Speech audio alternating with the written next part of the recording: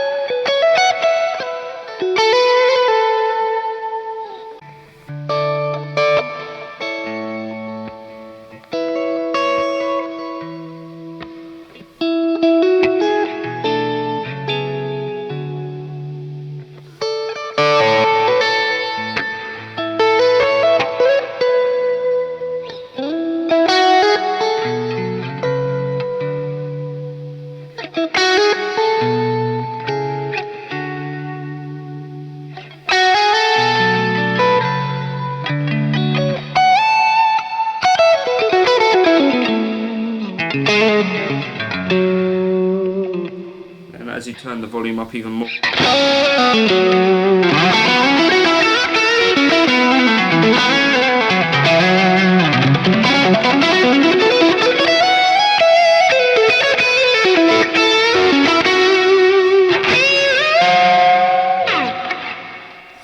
So for me that kind of gets some of that nice stuff going on that I associate with the Asato tones. You might, depending on how your setup works, you might want to employ the use of the high cut on the cab. For me personally, I've not had to use it here. One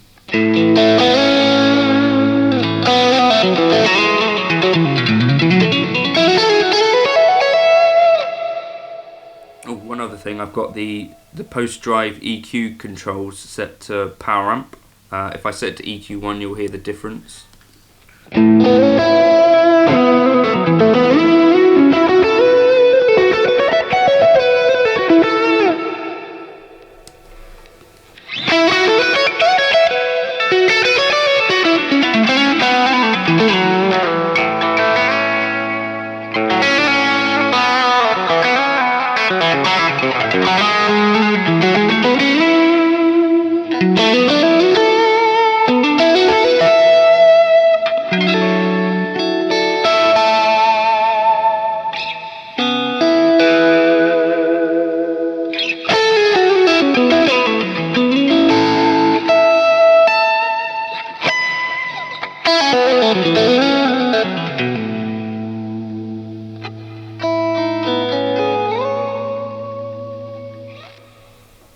So yeah, see how you get on with that. I'll I'll stick this patch in my bundle, so you can just plug in your RevivalDrive Compact or Custom, or whatever, whichever version you've got, and I'll take a picture of these settings here and I'll put them on the end of the video, so if this sounds like the sort of thing you'd like to try, then you can do so.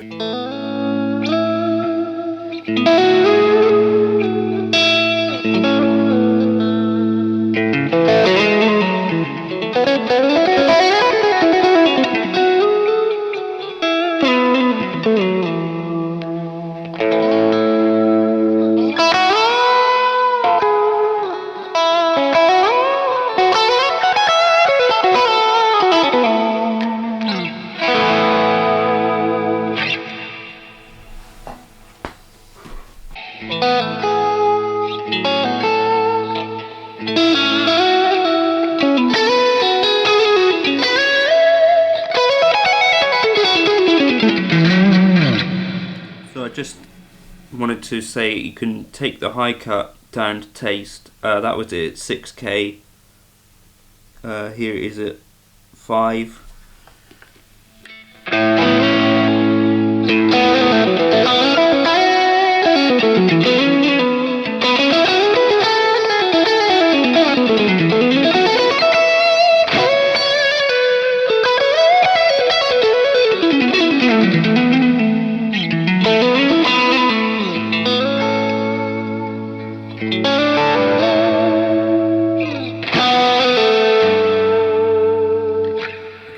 It kind of tames off some of the directness of the tone. If that's the thing you're after, I'll just take it down even further to 4.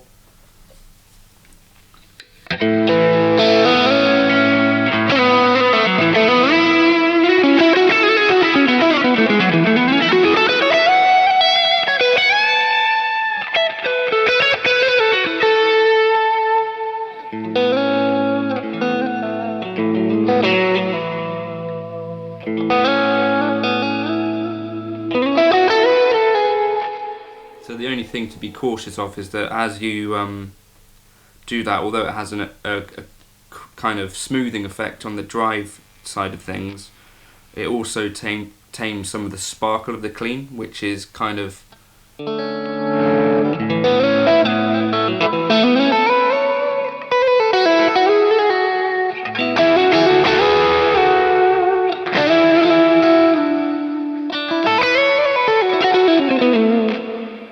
keys, I would say, to Mateus's clean tones, or slightly backed off gain tones, is that they have that sparkle to them, which essentially is high-end content. So have a play with the high cut.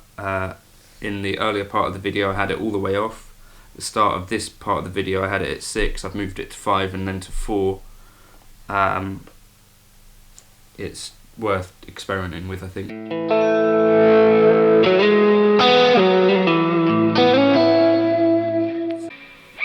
If I was kicking into a full lead tone,